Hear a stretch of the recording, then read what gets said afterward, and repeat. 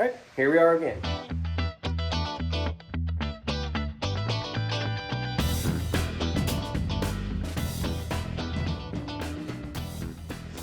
For today's episode, I was going to do some work outside on the car, but I don't know if you can see this. It's raining, and it looks like it's about to rain a lot more.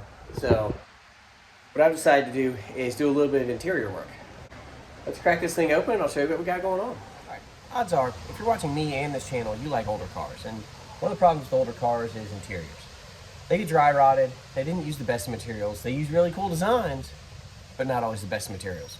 So the cars are now 30, 40, 50 years old, depending on what you like, but you're probably somewhere in that range watching this. You've got seat issues. Now, some of the issues I can't fix. I cannot fix that, at least not well. That's a seat cover issue, or that's a complete reupholstery issue. But temporarily, what I want to do is I want to fix this. And we're going to see if we can't do some sort of stitch to maybe pull this together and at least make it look less terrible. And if that works, we'll do it on the other side. So let me find the stuff I bought and we'll get started. When I got my material, here's the upholstery needle. It's one of the ones that's curved like a smiley face. Make them in a couple different sizes. I had to buy a variety pack because they didn't have them individually. Now, this is the invisible thread. It's not quite invisible, you can see it. It's a thin fishing line. So let's try to get this line that I can't see, I don't know why I did that, it's nylon, into this needle without stabbing myself. Nope. Nope. Nope. Nope. Nope.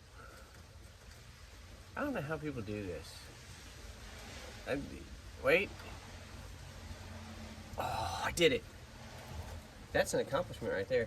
I don't know how to measure how much I'm supposed to use, so I'm just gonna make like,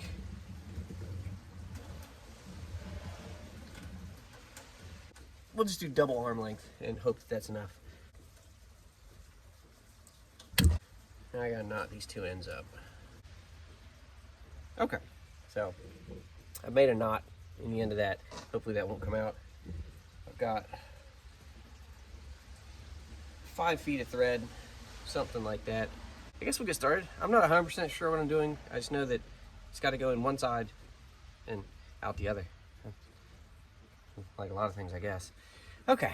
All right, I'll try to find you a good spot to see here. We're going to start up here on this big end, and once I get it going a little bit, I'll just kind of put it in a time lapse. Well, that's a bad idea. I got to start from the underside, don't I? Yeah, already messed it up. Okay. Going back. And anybody who knows anything about sewing saw this from the get-go and it's like, jeez. And that's okay. So a mistake is I need to start from the underside, so the knot I made is on the bottom side, not sticking out the top of this fabric. Got it. Okay. So let's do that. Okay, so we've got it started right there. Now, if I go to the tear, I won't have that knot on the top. The knot is right here underneath. But the rest of this is getting all wound up. I need a third hand. There's probably some sort of tool for that. I think it's called like a rolling stitch or a spiral stitch. I'm not 100% sure. Trying not to catch too much material that's underneath here, because I don't want to get the foam up in the stitching. I don't really want to get anything else. I just want this top fabric. There we go. And then I don't want to put too much tension on this, but I want to make sure that I'm pulling it together right here. Otherwise, there's no point. And you want to make sure you catch, at least in my head, I want to make sure that I catch enough of this that it's not just going to immediately come back apart from being dry rotted. All right. So you can see it starting to come back together here. That's what I'm going to do. So we'll put this in time lapse and I'll try to get all this zipped up right here. Got it? All right, let's go.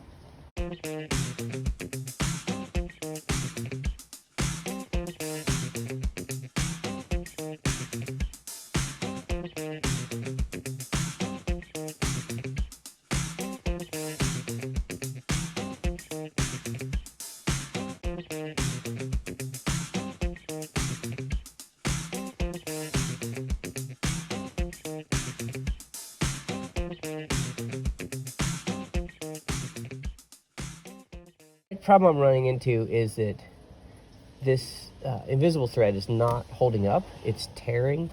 If I get to a certain point, it's just getting torn apart by what's left here and breaking my thread. So I've also got upholstery thread. It is not clear, but it's for upholstery. So we're gonna give it a shot and hope that this works. So let's do the same process, but with a visible white thread, and we'll see what happens.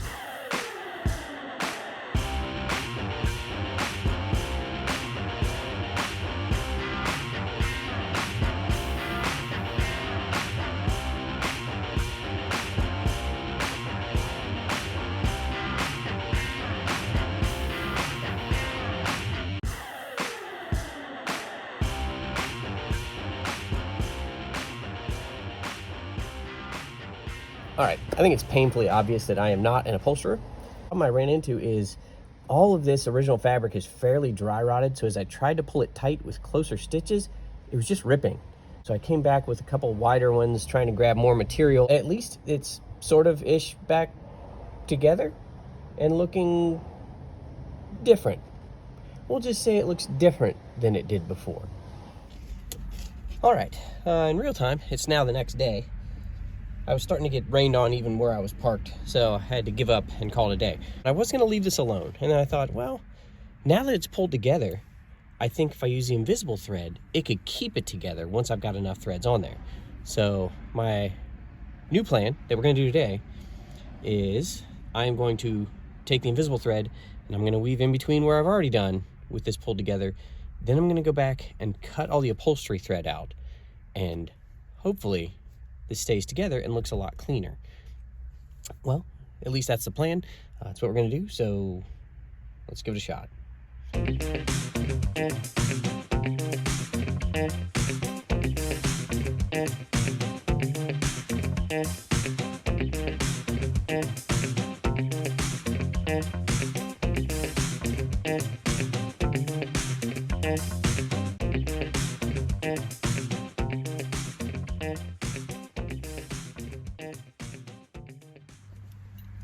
Okay, that was the easy part. All the invisible thread is in there. Now comes the hard part, is trying to get all of this upholstery thread back out and hope it holds together.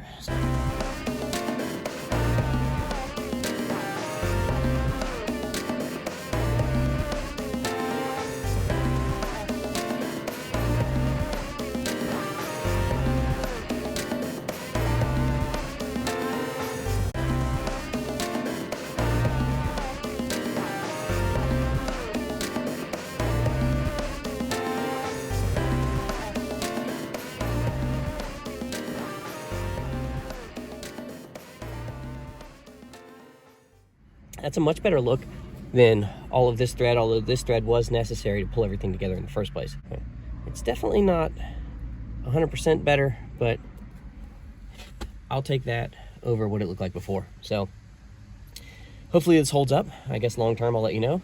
Odds are probably first time I sit in it's just gonna snap and I'll have to start over. But until that happens, we'll see you next time.